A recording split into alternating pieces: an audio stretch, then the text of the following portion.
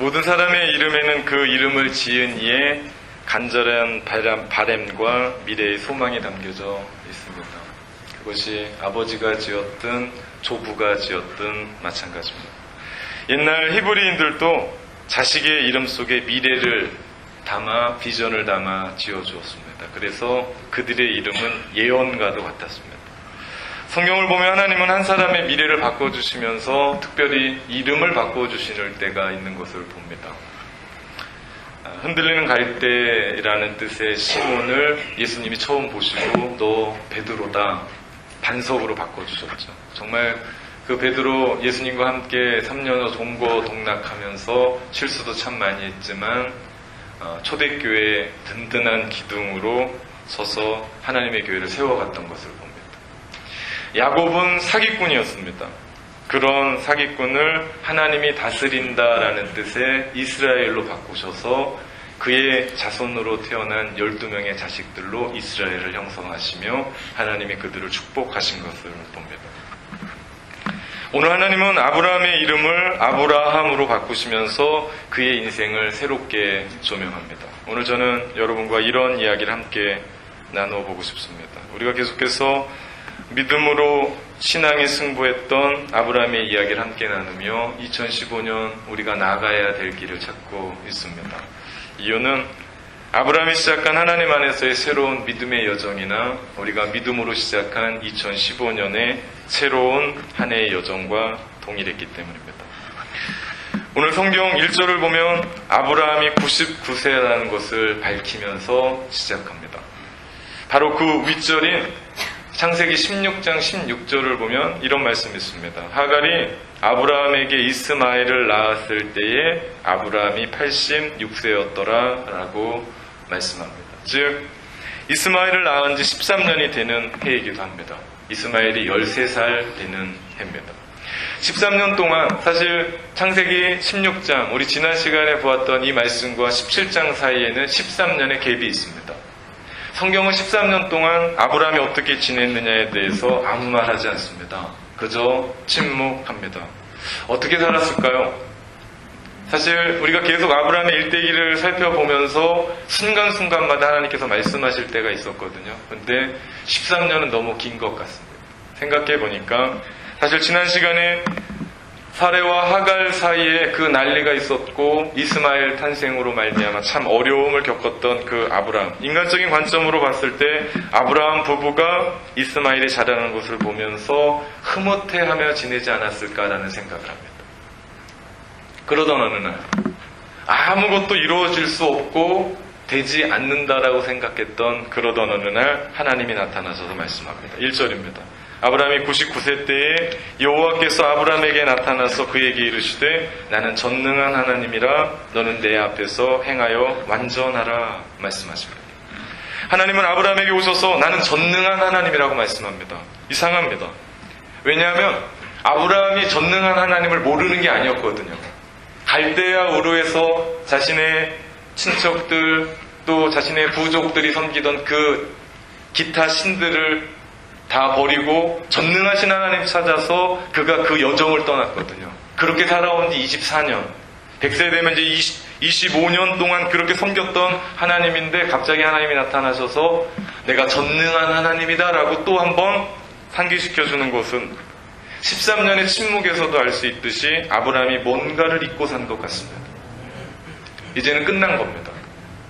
그나마 이스마엘 날 때만 해도 자기가 할 수 있었습니다. 그렇기 때문에 하갈에게 들어가서 이스마엘을 낳은 겁니다. 그런데 자기 몸을 보나 사례를 보나 도저히 불가능한 겁니다. 할 수가 없는 겁니다. 안 된다, 될 수 없는 일이라고 생각했을 때 하나님이 그에게 나타나서 포기하지 마라. 나는 모든 것이 가능하다. 너 그거 믿냐? 라고 묻는 겁니다. 아브라함에게 믿음을 요청하십니다. 오늘 하나님은 우리에게도 동일한 믿음을 요청합니다. 너 나 믿냐? 라고 묻는 겁니다.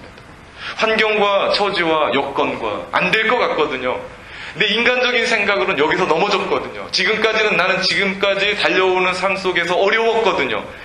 안 되는 겁니다. 주변에서 다 안 된다라고 얘기합니다. 근데 하나님은 그것을 내가 넘게 하겠고 너의 병을 낫게 하겠고 내가 그것을 해결할 것이고 그 문제들을 풀어줄 것이고 너희 자녀들을 잘되게 할 것이고 믿냐라고 우리 가운데 묻는 겁니다. 하나님, 내 자식은 공부도 안 씁니다. 내 자식은 늘 놀러 나갑니다. 그런데도 하나님 우리 가운데 물으시는 겁니다. 주님 안에 있는데 네가 믿냐라고 오늘 우리 가운데 물으시는 겁니다. 오늘 동일하게 우리도 아브라함처럼 믿음으로 반응해야 됩니다. 이것이 은혜요, 이것이 축복입니다. 그러할 때 우리의 삶 가운데 역사가 시작되고 기적과 같은 일이 일어날 줄 믿습니다. 믿음으로 반응하는 겁니다. 중요한 얘기죠. 한 번도 우리는 안 되면 안 된 거였습니다. 우리 마음 가운데 벌써 확고하게 자리 잡혔습니다. 안 돼. 하나님은 된다라고 얘기하고 믿음으로 우리 가운데 반응하라고 얘기하는데 안 돼! 라고 우리 마음 가운데 사로잡히면 우리 마음 가운데 아무것도 없습니다. 하나님은 약속의 자녀인 이삭이 태어나기 직전에 하나님 앞에서 완전히 행할 것을 요구하십니다. 갈대아 우르를 떠날 때부터 하나님은 아브라함에게 요청하신 적이 없습니다. 뭐 해라라고 한 적이 없습니다. 그런데 왜 갑자기 약속의 성취의 대가로 조건을 거시는 걸까요? 변한 겁니까, 하나님이? 이 길 걸어가라고 얘기해놓고서 막판에 가서 하나님이 조건 거시며 너 이거 해야 된다라고 말씀하시는 겁니까? 하나님이 변한 겁니까? 아닙니다. 이유가 있습니다. 그것은 아브라함이 이제 믿음의 초보를 벗어나 성숙에 들어갔다는 얘기입니다. 믿음이 어렸을 때는요, 초보일 때는요, 은혜와 사랑만을 흠뻑 받지만 믿음이 커가면서 믿음의 책임이 우리 가운데 따릅니다. 즉 영적인 마음가짐을 하나님은 다잡아 주시며 너 준비하라는 말씀입니다. 믿음이 초보일 때는 아주 편합니다. 내가 기도할 때마다 응답해 주십니다. 내가 부족할 때마다 하나님 사랑해 주시거든요. 그래서 많은 사람들이 그 자리에 머물러 있고 싶어 합니다. 아니요, 그 자리에 머물러 있으면 안 됩니다. 이제는 주를 위해 일해야 됩니다. 믿음은요, 유지라는 게 없습니다. 우리가 그 믿음을 유지해 보겠다 그러면 나락으로 떨어집니다. 원래 없습니다. 계속해서 올라가는 겁니다. 어디까지요? 그리스도의 장성한 분량에 이르기까지. 어디까지요? 주님의 온전하심까지 자라가는 겁니다. 예전에 전도에 관한 책을 읽다 참 재미난 이야기를 발견했습니다. 한 목사님이 그 교회에 임직을 하면서 권사님들에게 특별히 부탁을 했습니다. 권사님들은 우리 교회의 어머니들이시니 기도하십시오. 특별히 새벽을 깨우며 기도하기 바랍니다. 그렇게 부탁을 했습니다. 근데 한 권사님이 새벽에 밤만 나오더래요. 일주일에 밤만. 계속 권하는데도 계속 못하고 밤만 나오시더래요. 그래서 왜 그런가 봤더니 이분이 고추 농사를 짓는데 거기에 흠뻑 빠져서 새벽을 나올 수가 없는 거예요. 그 새벽에 고추에 달려있는 그 벌레들을 잡아주느라고. 근데 이분이 그게 전업이 아닙니다. 부업이지. 다른 진짜 일이 있는데 그거에 흠뻑 빠져서 얼마나 애지중지 가꾸는지 다른 고추밭보다 고추가 훨씬 더 크고 잘 자랐습니다. 목사님이 하루는 고민하면서 기도하는데 내가 그 권사님이 정말 사랑한다면 그 고추밭 가서 고추대를 뽑으래요. 이들가 그래도 그렇지. 기도하면서 긴가민가해서 기도하러 들어가기만 하면 계속 그 마음을 주시더래요. 계속 마음에 걸려서 목사님이 결단하고 가서 뽑았답니다. 그러고 보면 목사하기가 참 쉽지가 않습니다. 그죠? 고추대도 가서 뽑아야 됩니다. 전화를 해서 장로님한테 그 풀 깎는 기계 있냐고 물어봤더니 장로님이 참 번뜩이는 분입니다. 이 목사님이 그런 걸 한 번도 빌린 적이 없는데 갑자기 빌리니까 어떤 낌새가 차리고 고장났습니다. 그랬더니 목사님이 안 되겠든지 그럼 낫이라도 빌려주십시오. 그랬더니 그 장로님이 낫도 무뎌서 빌려줄 수가 없습니다. 그랬다고. 뭐 안 된다니 어떻게 합니까? 목사님이 가서 고추밭에 고추대를 뽑기를 시작했습니다. 손이 물집이 생기고 터져나가고 뽑다 다 못 뽑고 3분의 1을 남겨놓고 권사님 딸에게 전화를 했답니다. 만약에 권사님이 이 고추밭 누가 뽑았냐고 얘기하면 목사님이 뽑았다고 전화를. 근데 사태가 심각해진 겁니다. 생각보다. 권사님이 난리가 났습니다. 갔더니 고추밭이 다 뽑혀 있는 겁니다. 자기 밭이 아닌 줄 알고 집에 돌아왔답니다. 마음을 다시 가다듬고 가봤더니 자기 밭이에요. 어떤 죽일 놈이 원수를 지지 않고선 이런 일 할 수 없다고 권사님 뒤로 넘어가신 겁니다. 알아놓으셨습니다. 그 자리에서 딸이 차마 목사님이 그러셨습니다. 얘기를 못하겠더래요. 저녁에 목사님한테 전화를 했습니다. 목사님 사태가 심각해졌습니다. 가서 목사님이 이 사태를 수습해 줘야겠습니다. 그래서 목사님이 그 길로 권사님 앞에 갔습니다. 집에. 그랬더니 권사님이 실성한 사람처럼 인사도 하지도 않고 인사도 받지도 않고 목사님한테 그러는 겁니다. 어떤 죽일 놈이 이 일을 저질렀는지 모르겠지만 이건 사람이 할 일이 아니라. 목사님이 가서 내가 그랬습니다 라고 얘기했어요. 그랬더니 권사님이 손사래를 치면서 목사님 그런 얘기 하지 말라고. 그래서 여차저차 정황을 설명하고 물집 잡힌 손을 보여주고 기도하면서 그 일을 했다라고 말씀을 드렸더니 책에 그렇게 나와 있습니다. 7분간의 험한 침묵이 흘렀다. 그 침묵이 지나고 나서 권사님이 목사님 앞에 무릎을 꿇더니 제가 그 고추밭이 무엇이라고 기도하는 자리에 나가지 못하고 그렇게 살았을까요? 진심으로 회개를 하더랍니다. 그날부터 새벽 예배뿐만 아니라 이분이 선수 식혜를 담아다가 전도하기를 시작하는데 자기는 전도할 줄 모른다고 했던 이 양반이 그의 11명이나 새로운 사람을 전도시켜서 세례를 받게 했다는 겁니다. 더 재미난 것은요. 권사님 따라 교회에 나온 지 얼마 안 된 새댁이 새벽 예배를 계속 오더랍니다. 목사님이 너무나 귀하고 한편으로는 신기해서 어떻게 새벽 예배를 나오게 됐냐라고 물었답니다. 그랬더니 이 새댁이 그런 얘기하는 겁니다. 권사님 반 옆에 있는 고추밭이 이 새댁의 고추밭이랍니다. 그런데 권사님네 고추밭이 다 뽑히고 그런 사단이 난 얘기를 들어보니까 새벽 예배 안 나와서 목사님이 다 뽑았다는 얘기를 듣고 그 새댁이 새벽 예배를 나오기 시작했다는 거죠. 우리가 묻지만 사실은 기쁜 영적인 의미가 있습니다. 지금 그대로 살면 안 됩니다.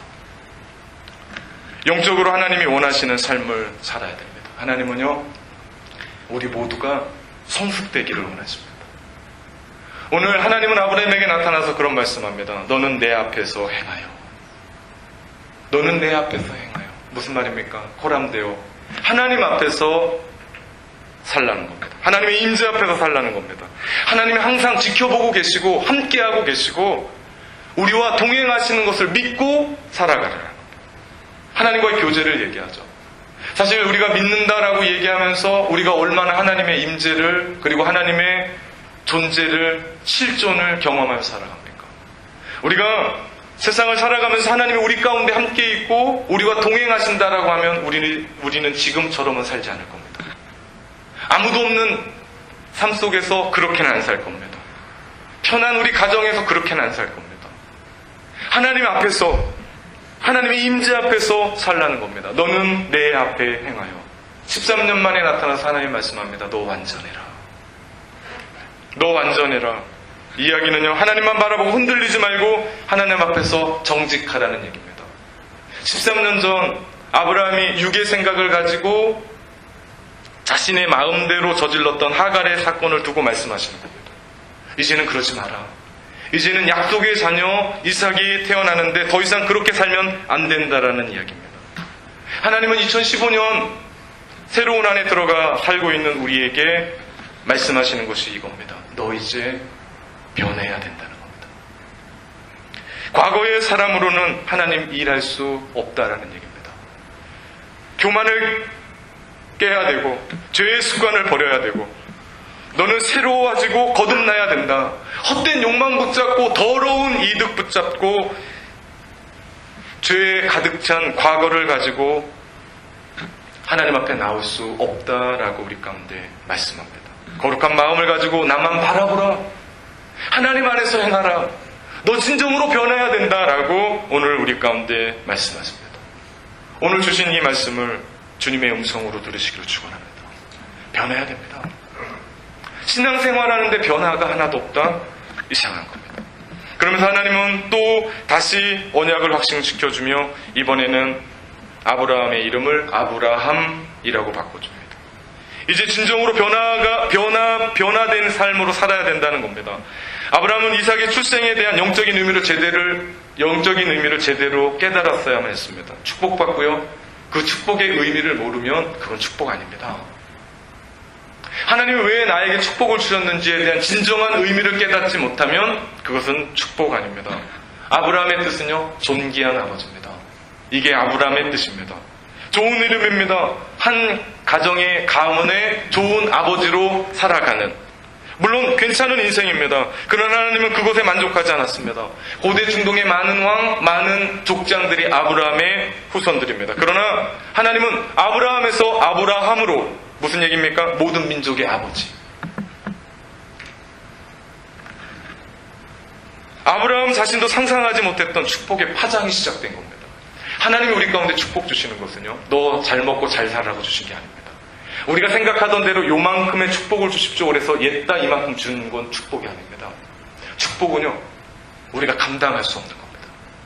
축복은요, 나로 말미암아 퍼져가는 그 파장이 내가 상상하지 못했던, 생각하지 못했던 부분들로 흘러가는 것이 축복입니다.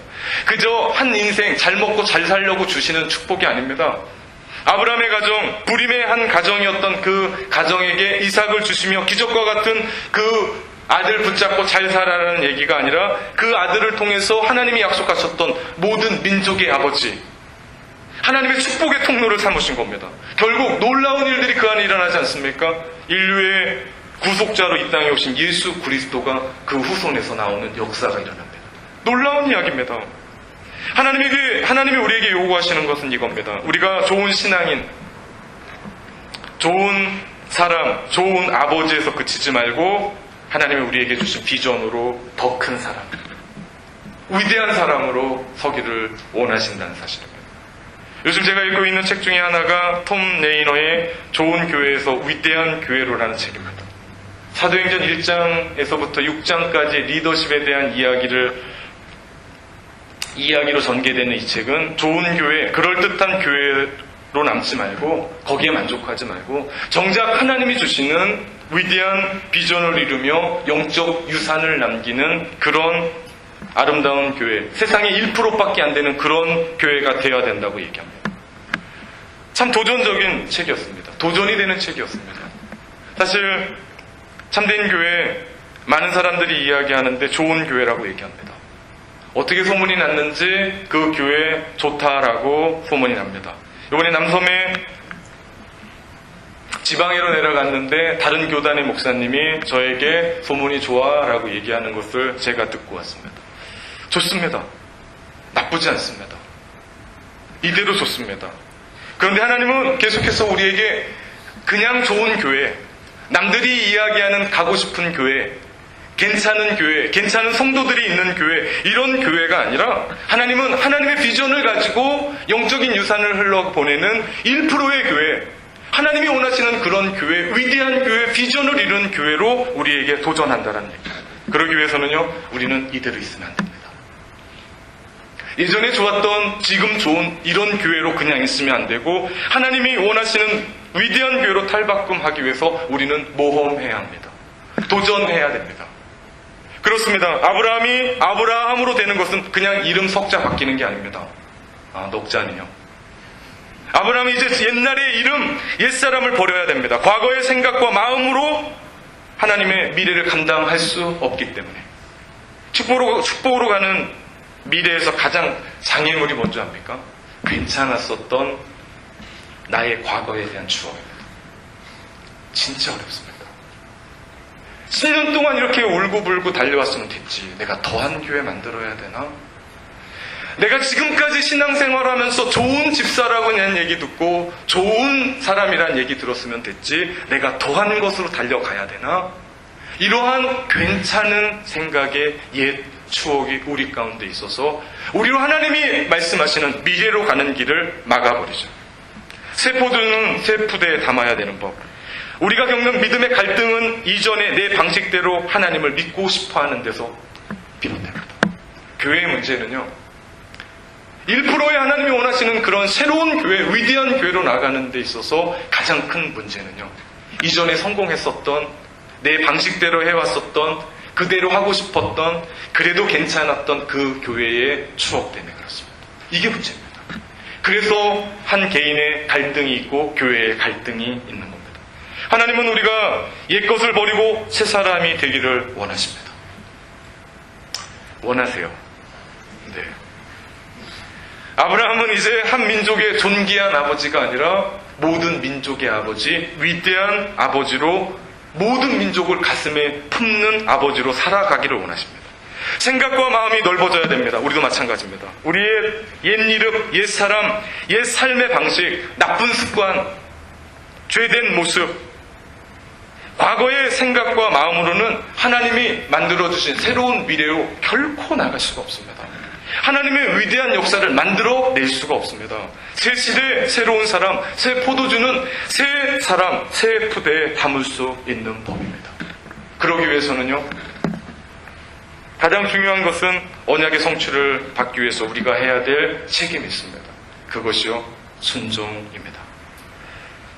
하나님과의 언약을 지켜야 됩니다. 말씀대로 살아야 됩니다.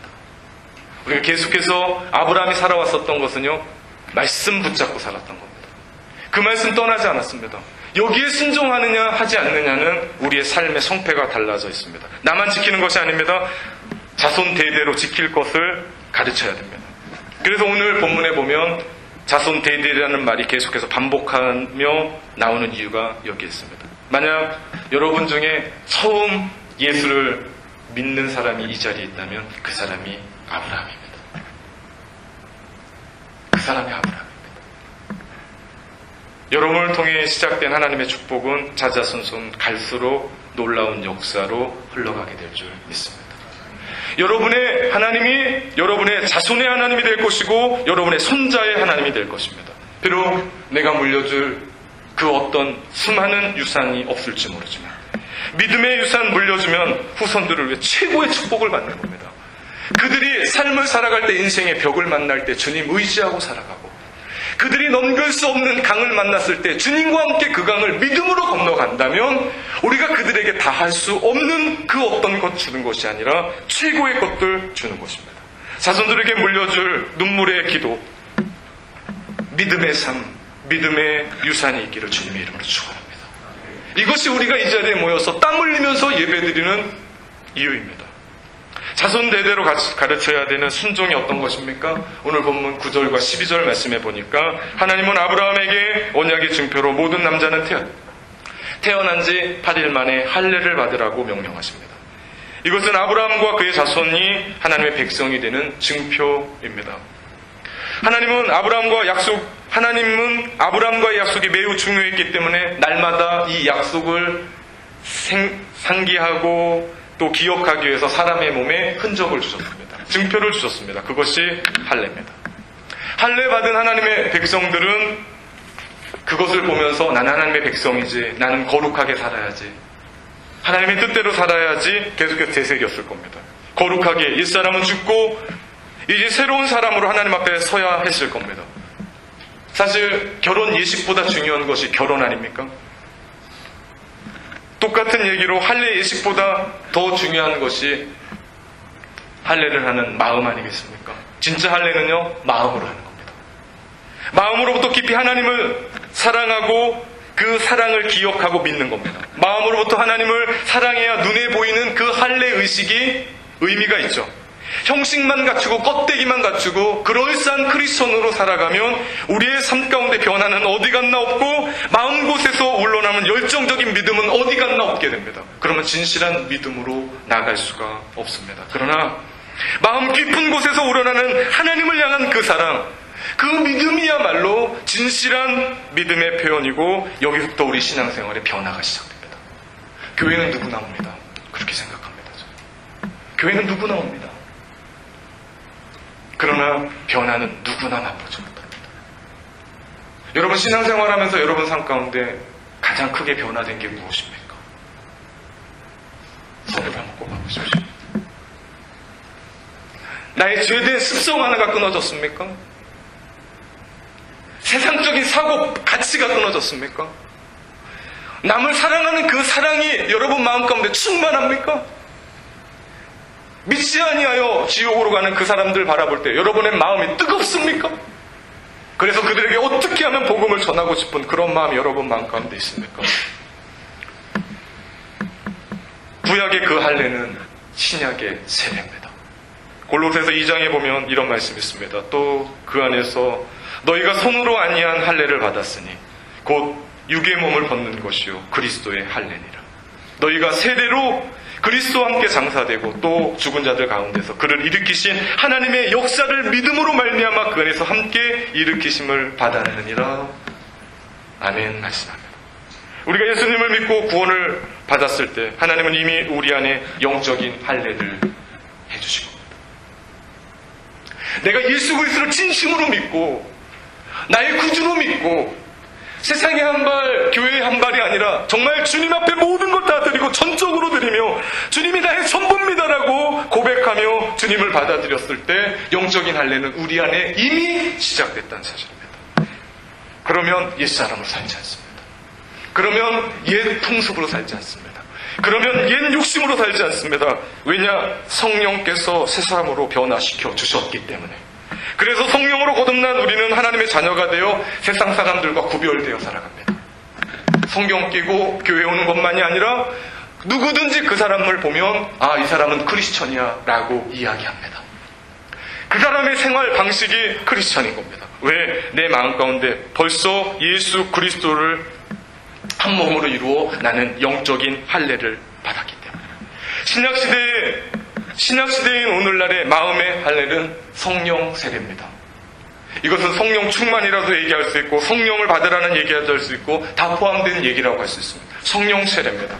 성령 세례를 받을 때 우리는 하나님의 자녀로서 이 땅을 구별되게 하나님의 능력을 받고 거룩한 주님의 인격을 닮아 살아갑니다. 교회는 누구나 나올 수 있습니다. 그러나 성령 세례 받고 삶을 살아가지 않는 이상은 변화는 없습니다. 지방에 가면서 교육 목사님과 이런저런 얘기 나오면서 어떻게 하면 교육부서, 어떻게 하면 장년부서를 변화시킬 수 있을까에 진지한 토론을 하면서 마지막 결론을 했습니다. 그것은 성령이 하셔야 된다는 거. 답이 없습니다. 젊은 목회자가 아무리 열심히 달려가도 그게 문제가 아니라 성령께서 우리를 변화시키실 때, 성령께서 각 사람 한 사람 한 사람을 변화시켜서 비전을 주시고 그들로 말미암아 성령의 능력으로 살게 하고 거룩한 인격으로 변화시키실 때 그들이 주님의 인격을 닮아가고 성령께서 그들을 흔들어 깨울 때마다 하나님의 약속이 그들 삶 가운데 일어나고 증거해 주실 것을 믿기에, 그렇기 때문에 누구든지 성령 세례를 받지 않고는 신앙생활을 바르게 또한 능력 있게 해나갈 수가 없습니다.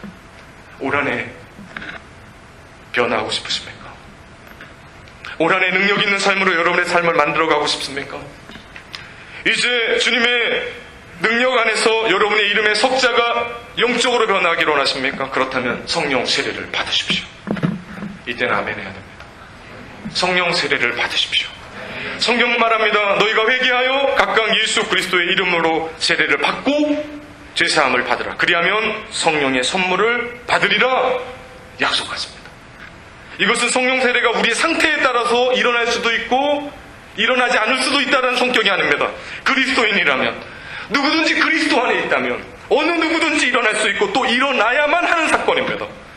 성령 세례를 받고도 변화없는 신앙생활을 한다는 것은 기적입니다. 이상한 일입니다. 성령 세례를 사모하십시오. 오늘부터 기도하십시오. 성령을 주십시오. 주 성령 하나님 오소서. 오셔서 이 딱딱한 나의 마음을 변화시키시고 굳어져 버렸던 이 마음을 기용시켜 주셔서 하나님의 말씀이 떨어져서 옥토밭이 돼서 30배, 60배, 100배의 열매를 맺겨줄 때 비로소 우리가 변화되고 나의 이름 석자가 영적으로 변화되는 일들이 일어나게 될 줄 믿습니다. 사랑하는 성도 여러분, 올 한해 여러분의 이름 석자가 주님 안에서 영적으로 변화되는 모습을 보고 싶습니다.